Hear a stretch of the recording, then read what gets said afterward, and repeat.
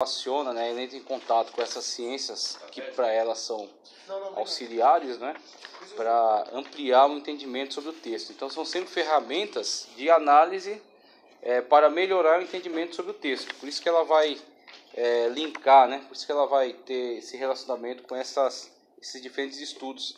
Cada estudo desse, ele é uma grande matéria em si mesmo. Ele é de uma complexidade, de uma complexidade absurda em si mesmo. Então existe um estudo do cânon específico, né, do canon.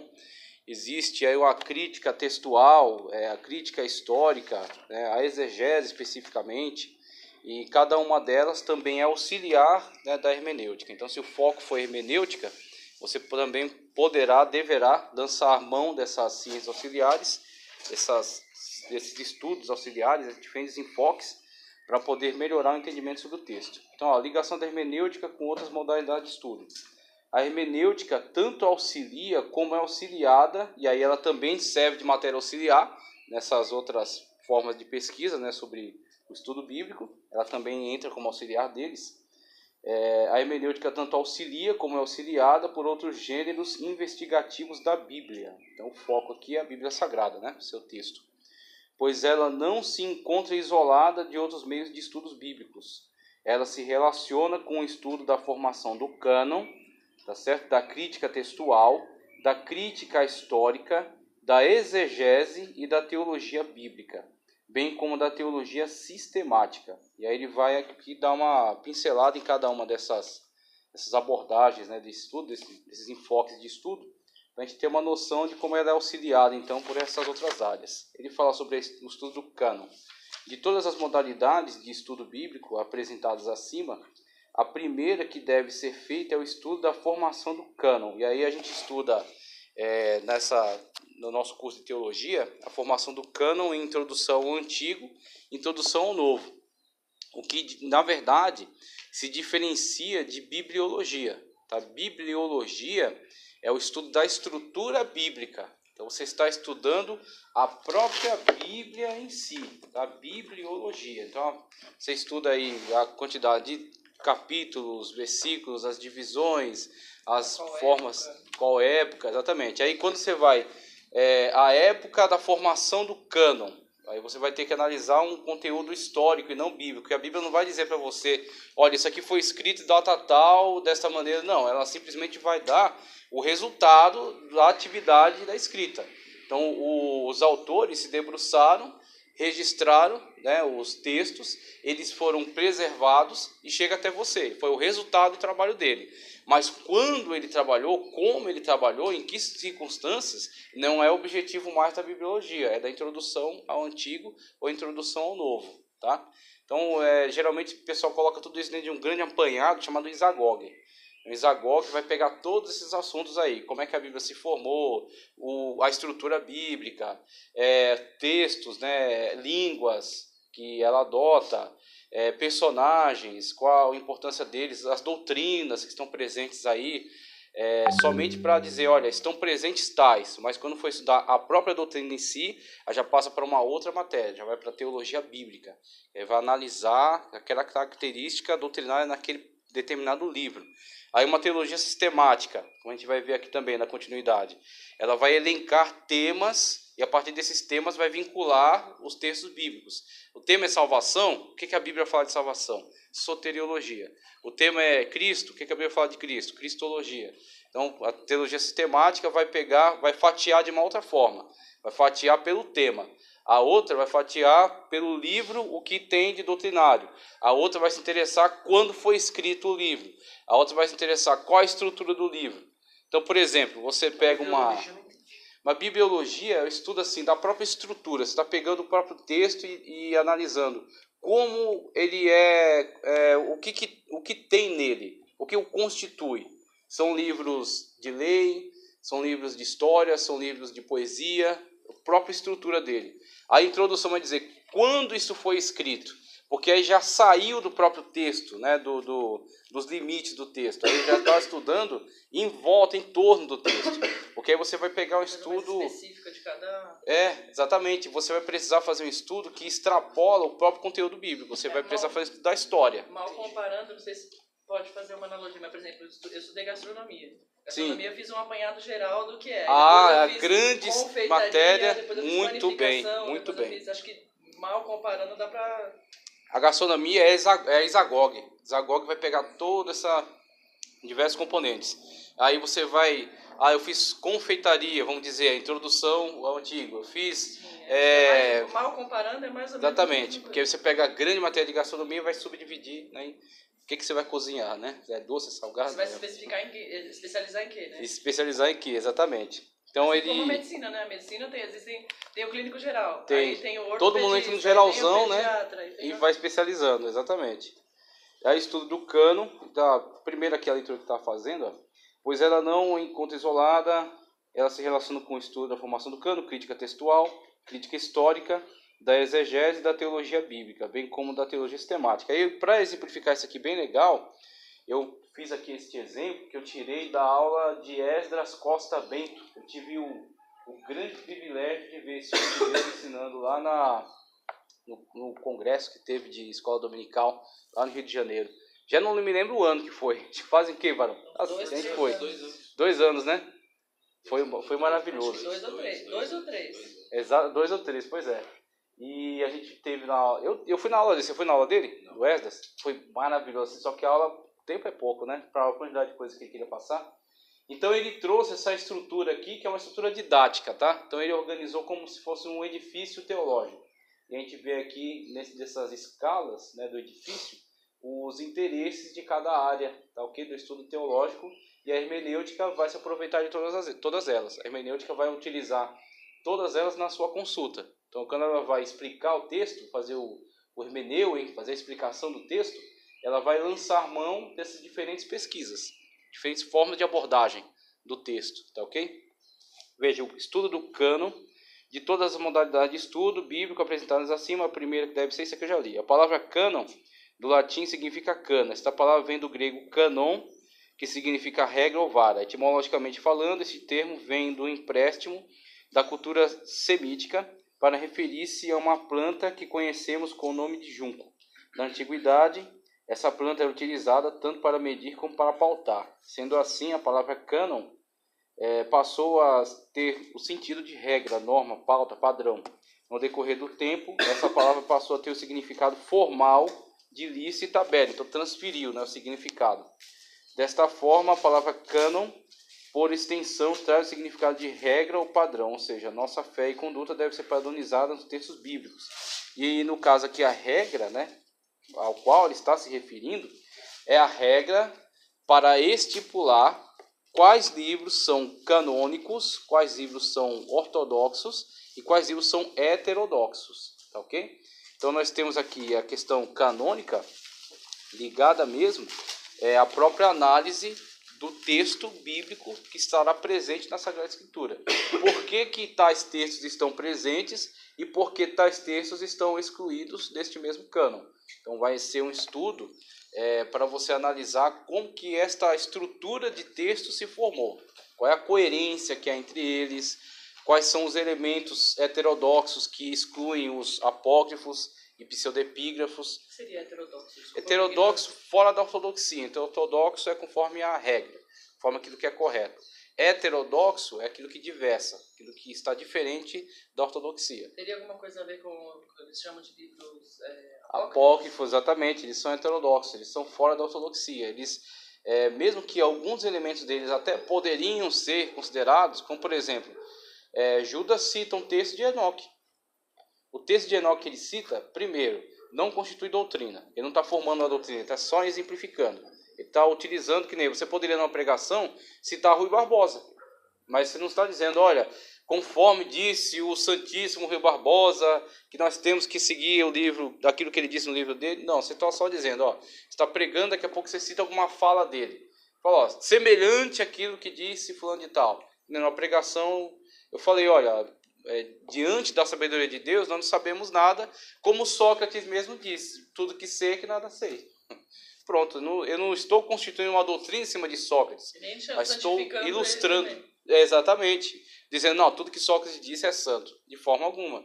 Eu só estou ilustrando com alguma fala dele que correspondeu à verdade. Então, ele usou uma fala de Enoque.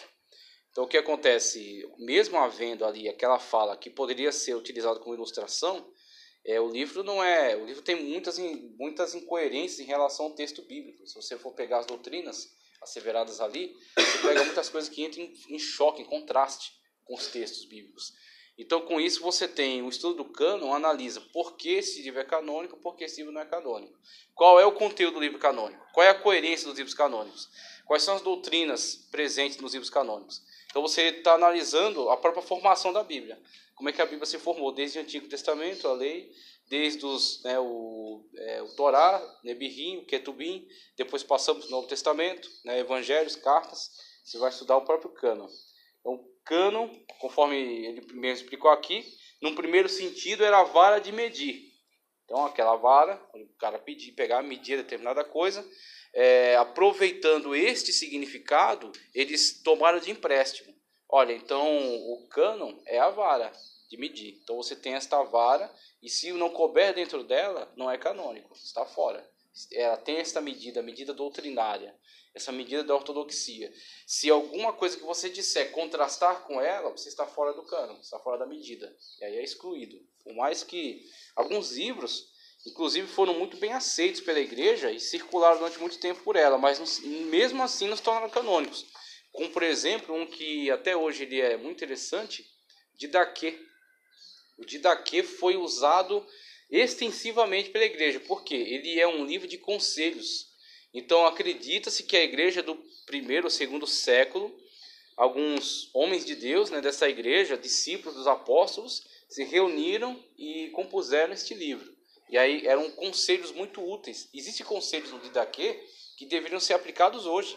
Existe um conselho, por exemplo, sobre profetas.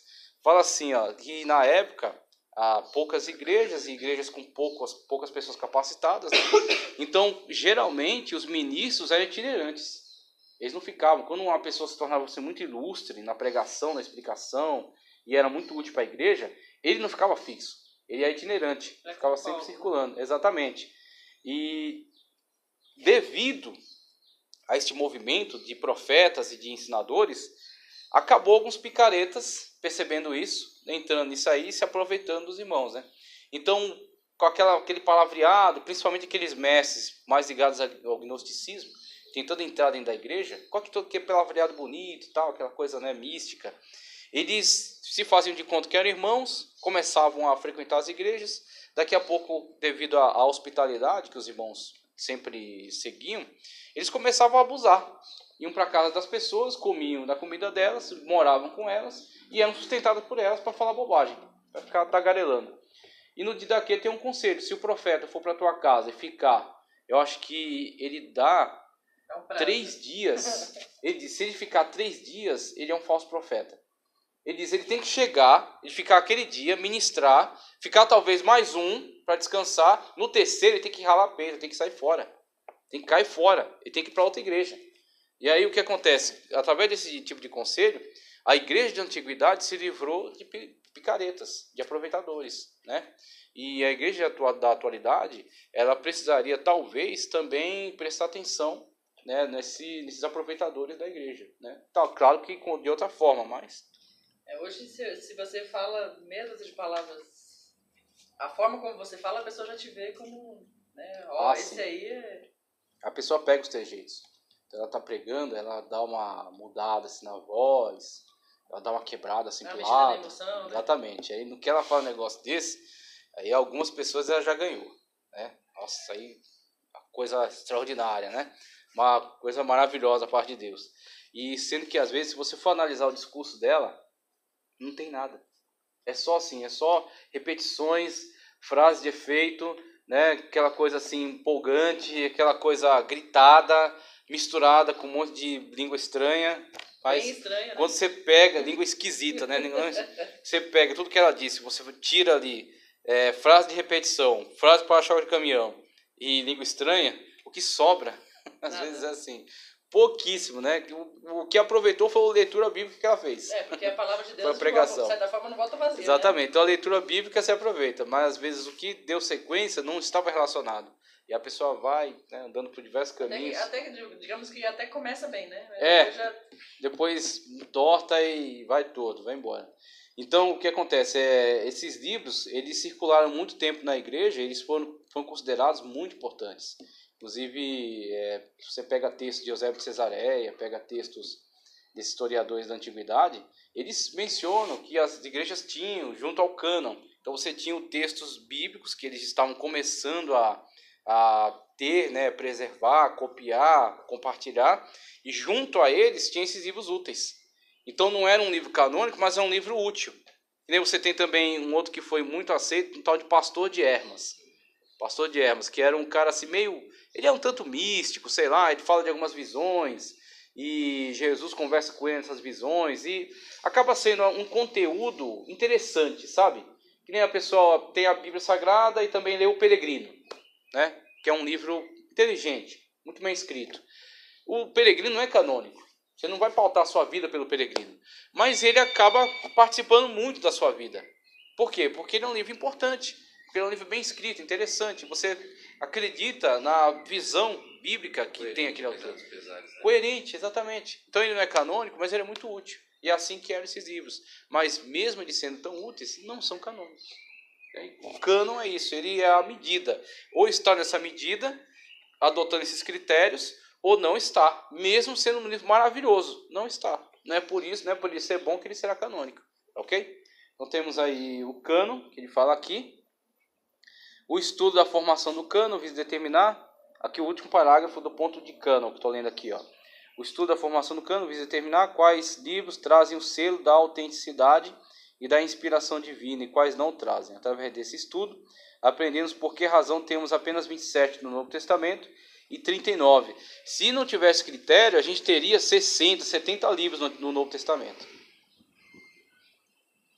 Eu li um livro... Que é o que existe de Evangelho de Paulo, Apocalipse de Pedro, existe assim. Eu li aquele livro... A Igreja Católica ia ser uma beleza. O Cristianismo através dos séculos. Sim. Tem uma parte lá que ele fala assim que muitas pessoas pensam que o cânon foi constituído durante os concílios, né? Só que ele fala que antes disso já tinha a ideia de construir o cânon em 175 pela questão de ser as três coisas que eles usaram como uma espécie de tripé para proteger a igreja, né? Sim. Que era o Sagrado Magistério, né? A ordenação dos bispos. Sequência. A questão do credo, construir um credo, que seria o resumo da Bíblia. Exatamente. E o cânon, né? Exatamente. Fazer formar um cânon que era para lutar contra as heresias, né? Exatamente. As heresias do gnosticismo. Né? Inclusive você falou da Associação dos Bispos, o magistério, interessante que isso aí foi muito útil no tempo da Igreja Antiga. Pode ser, bom?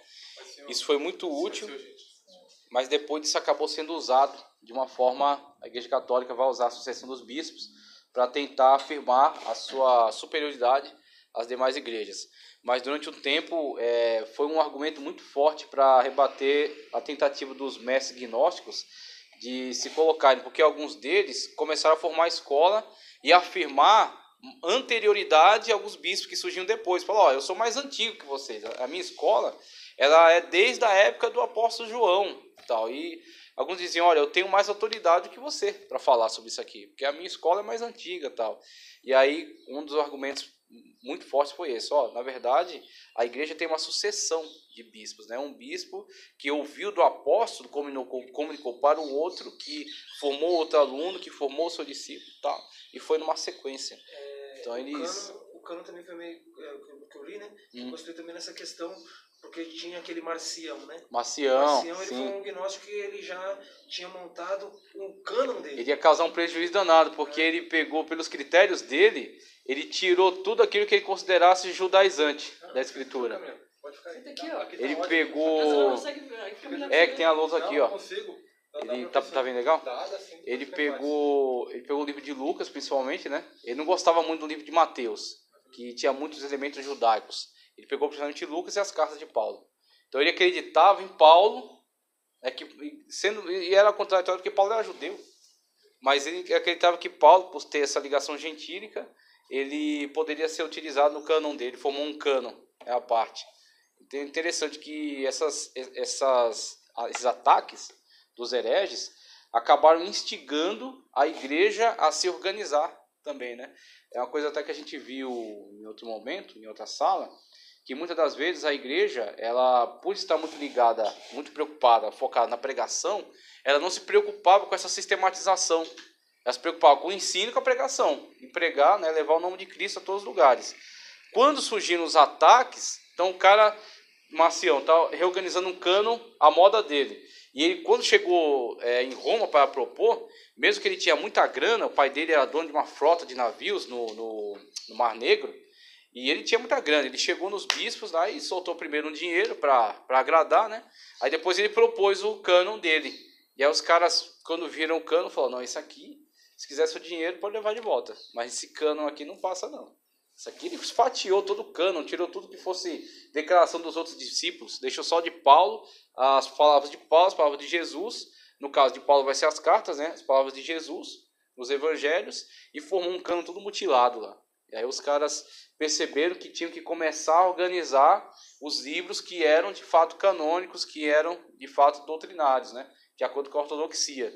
E aí, inclusive, surge pouco tempo depois de sair a chamada lista muratoriana, que Muratori é bem depois, é 1700 e pouco, é um cara que pesquisou as bibliotecas antigas das igrejas, e ele descobriu um papel velho lá e conseguiu arrumar lá, conseguiu ler, e ele achou, né, essa lista, e a lista era dos primeiros livros canônicos. Os caras começaram a imprimir listas de livros.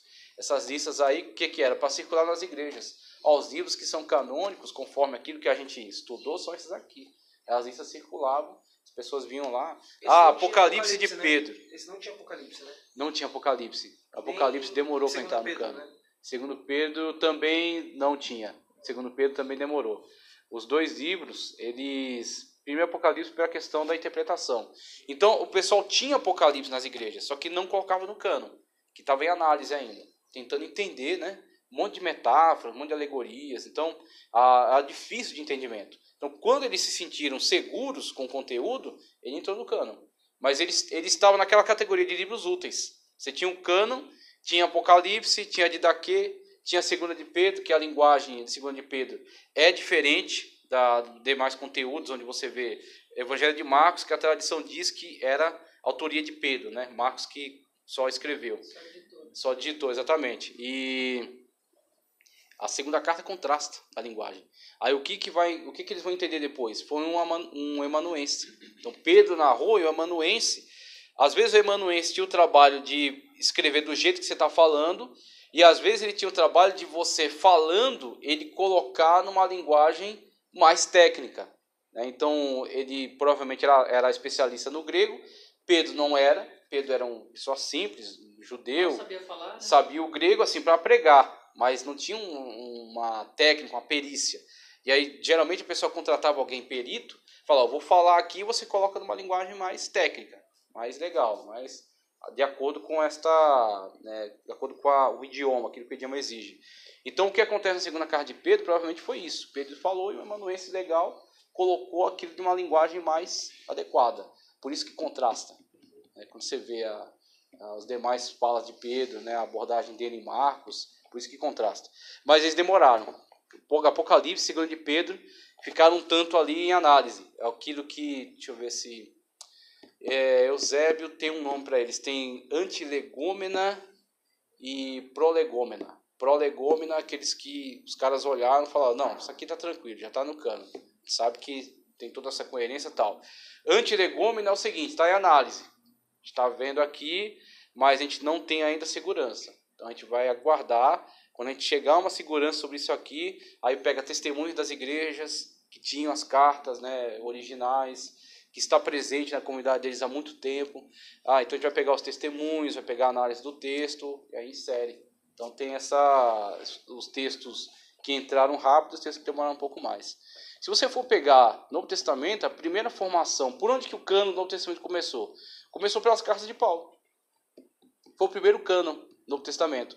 Vamos dizer, o Novo Testamento, no primeiro momento, tinha 13 livros, que eram as 13 cartas de Paulo, que foi a primeira coleção.